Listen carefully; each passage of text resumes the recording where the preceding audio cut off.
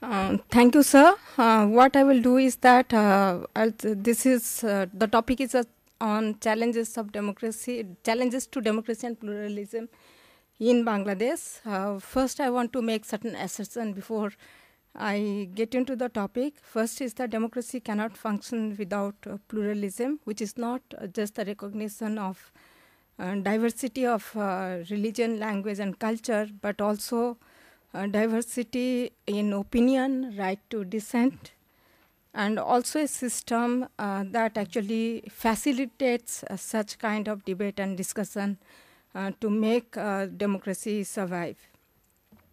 Having said that, the state of Bangladesh was born out of its quest for democracy and pluralism. And given this background, I will be actually dealing with three important questions. Number one is, what is the kind of institutional framework was laid to translate these sociocultural and political aspirations of Bengalis into reality after the state of Bangladesh was born?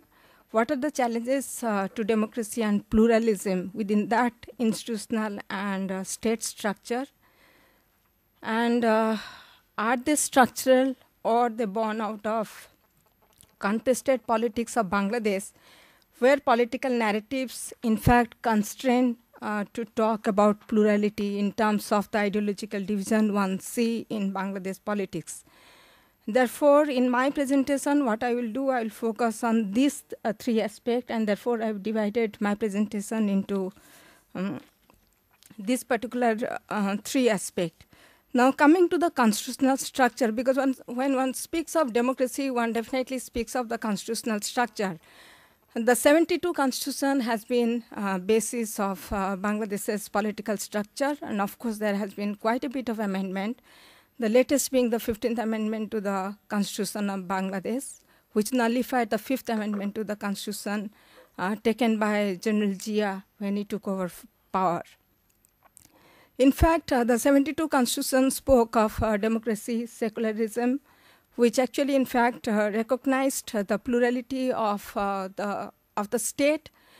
And however, this construction on the identity of a Bengali nationalism initially, that actually led to a kind of monolithic structuring of the state, which denied a similar kind of identity to a large segment, not a very large segment, but definitely diverse tribal and other communities who lived within the state who were not Bengalis.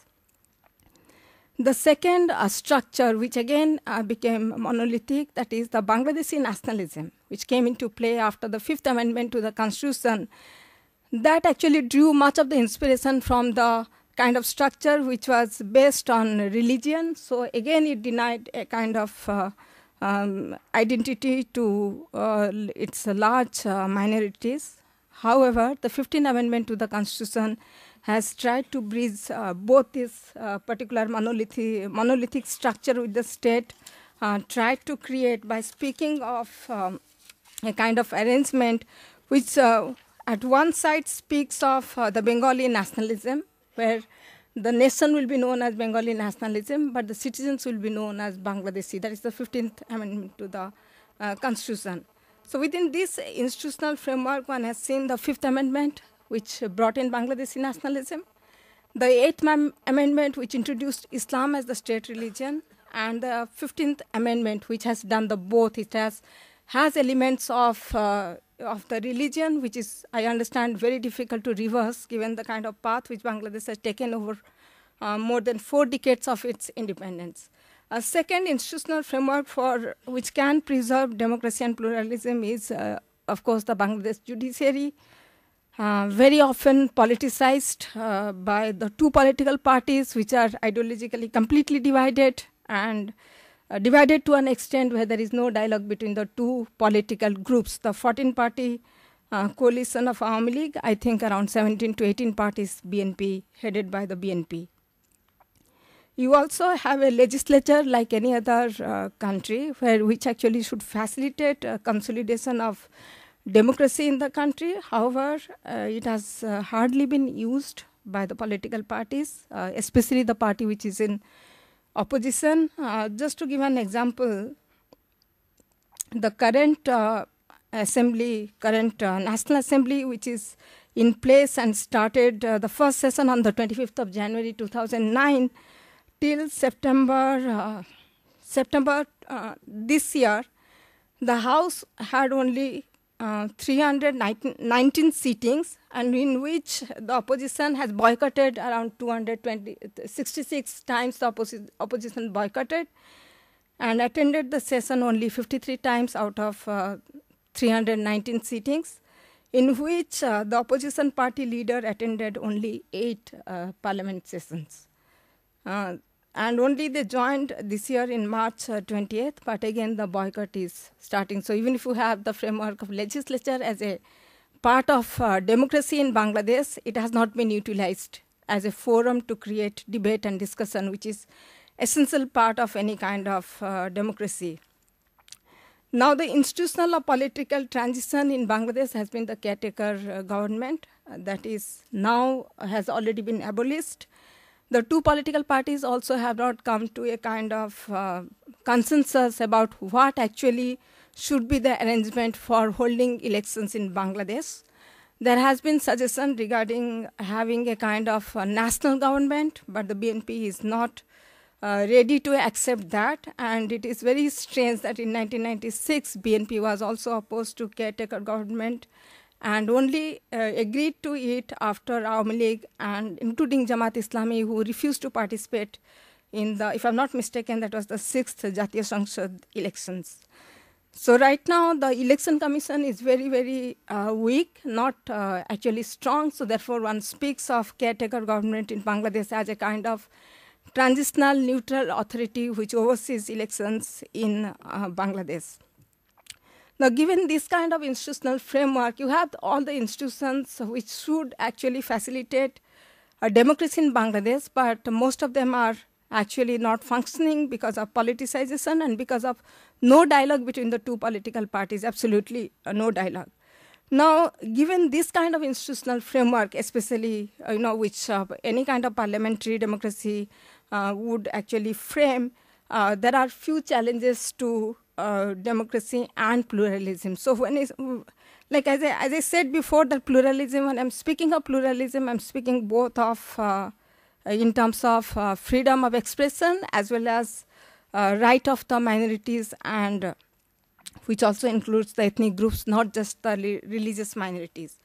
Now, Bangladesh also has moved from one-party political system in the 1974, which was introduced, I think, 1975, June, it was introduced by Sheikh Mujibur Rahman to a multi-party democracy, which was restored by General Ziaur Rahman. So it has gone from multi-party to single party and again back to multi-party system with the establishment of multi-party system, and therefore military sometimes takes the credit that it has in fact introduced multi-party democracy in Bangladesh, which was amended in June 1975. Military also has tried to gain greater role in the name of strengthening democracy, especially during General Ershad's time, when General Ershad started speaking of that of a National Security Council to strengthen democracy, and spoke of soldiers being part of the democratic structure. But that was not accepted at that point of time. Now, coming to the functioning of the political parties, of course, like many political parties in South Asia, inner party democracy is completely absent. Even if the system of election within the party has been introduced, one has seen during the army-backed caretaker regime, the BNP elected the chairperson for Begum Khalida Zia as chairperson for life. So even if you have this kind of elections, you also see how personality-driven this inner party democracy has been.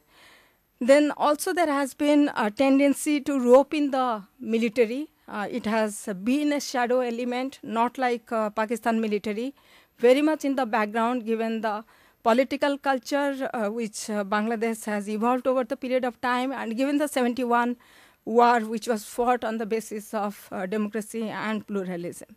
you also have, to a certain extent, the culture of violence, which has permitted to both the political parties, actually making it extremely difficult to in fact, have any, any opinion which is different from the party opinion. And this culture of violence, in fact, has been used as a kind of rent-seeking kind of element which wants to benefit. So just very quickly, in last 1 year, in 2011, 135 people were killed and 11,532 people were injured in political violence, out of which 340 incidents can be attributed to violence within Awami League, in which 104, and BNP had 104, which was recorded during that period. And 22 people were killed in Awami League, whereas 3,770 people were injured in Awami League. And in BNP, three people were killed. 1,234 people were injured in the BNP internal conflict. So that speaks of the dimension of culture of violence which has permeated to these two political parties and as well as to Bangladesh. Now, last point, actually the problem is here that do this challenge emerge out of institutional or are they structural? I think it has been both structural and institutional. And when one speaks of structural, of course, one gets into the point of constitutional provision, which in fact has been very, very majoritarian. Either you see the Bangladeshi nationalism way or Bengali nationalism way. And there is the people of Chittagong has been opposed to the recent 15th constitutional amendment about, of course, the definition of Homo, who is indigenous, has been very, very controversial. And there is, of course, the question of ideological division, against structural. And this ideological division actually doesn't allow the two political parties to have any kind of dialogue, even to reach a kind of consensus which will allow political transformation within Bangladesh. So that has been a kind of problem. As far as the institutional component of challenges to democracy is concerned, the politicization of institution has been very, very important. And therefore, you have the politicization of judiciary also in Bangladesh. And politicization of bureaucracy. So like, for example, in the last 2006 elections, BNP, before leaving power, it had placed relevant people on relevant places so that the election can be rigged in favor of the BNP, and of course those were changed. There is also controversy surrounding the caretaker government. One is not very, very sure how the political transition is going to take place in 2014 when Bangladesh will go for elections.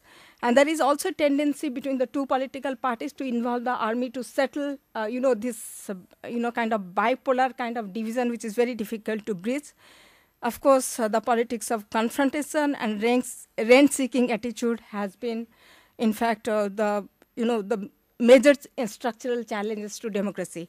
To conclude, I would say that, as the country has a particular past, was liberated on the basis of democracy and secularism. So therefore, I think within Bangladesh, there is a consensus that they will not allow the army to intervene and have a place either structurally or institutionally to influence the institution of democracy. So therefore, I think there is a lot of space for the, for the democracy to survive in Bangladesh. May not be perfect, but it will definitely going to make a place. Thank you.